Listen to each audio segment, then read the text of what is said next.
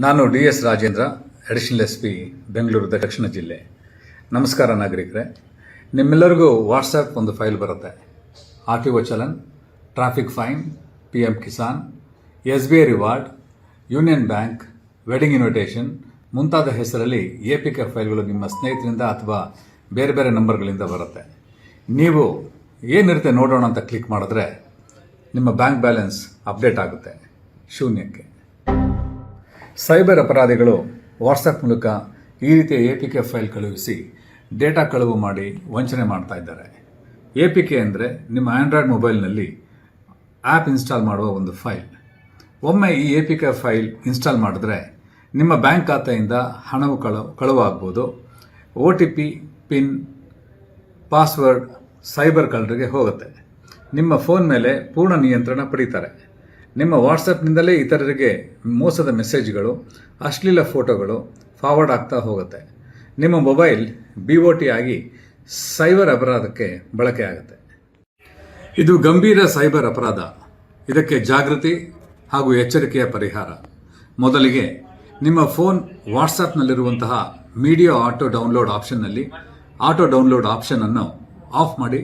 ಇದರಿಂದ ಯಾವುದೇ ಅನಿಯಂತ್ರಿತ ಆ್ಯಪ್ ಫೈಲ್, ವೆಡ್ಡಿಂಗ್ ಕಾರ್ಡ್ ಹಾಗೆ ಇತರೆ ಫಾರ್ವರ್ಡಿಂಗ್ ಸ್ಕ್ಯಾಮ್ಗಳ ಆಟೋ ಡೌನ್ಲೋಡ್ ಆಗುವುದನ್ನು ತಪ್ಪಿಸಬಹುದು.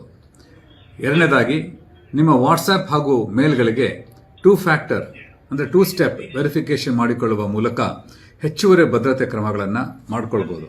ಇದರಿಂದ ಸೈಬರ್ ಅಪರಾಧಿಗಳು ನಿಮ್ಮ ಖಾತೆಗಳ ಪ್ರವೇಶವನ್ನು ಕಠಿಣಗೊಳಿಸಬಹುದಾಗಿದೆ. ಮೂರನೇದಾಗಿ ವಾಟ್ಸಪ್ ಮೂಲಕ ಬರುವ ಯಾವುದೇ APK ಫೈಲನ್ನು ಓಪನ್ ಮಾಡಬೇಡಿ. ನಾಲ್ಕನೇದಾಗಿ ನಿಮ್ಮ ಮೊಬೈಲ್ನಲ್ಲಿ ಅಲೋ ಅನ್ನೋನ್ ಸೋರ್ಸಸ್ ಆಪ್ಷನ್ನ ಆನ್ ಮಾಡಬೇಡಿ.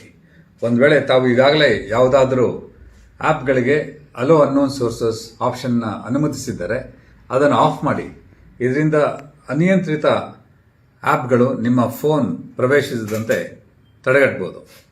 ನೆನಪಿಡಿ, ಯಾವುದೇ ಬ್ಯಾಂಕ್, ಪೊಲೀಸ್ ಅಥವಾ ಸರ್ಕಾರದ ಇತರೆ ಇಲಾಖೆಗಳು ವಾಟ್ಸಪ್ ಮೂಲಕ APK ಫೈಲ್ ಕಳಿಸೋದಿಲ್ಲ. ಒಂದು ವೇಳೆ ಆ ರೀತಿ ಸಂದೇಶ ಬಂದಲ್ಲಿ ಅದು ವಂಚನೆಯ ಜಾಲವಾಗಿರುತ್ತದೆ. ಆಫರ್ ಆಫರ್ ಆಫರ್ ಇದು ಆಫರ್ ಅಲ್ಲ, ಆಪತ್ತು.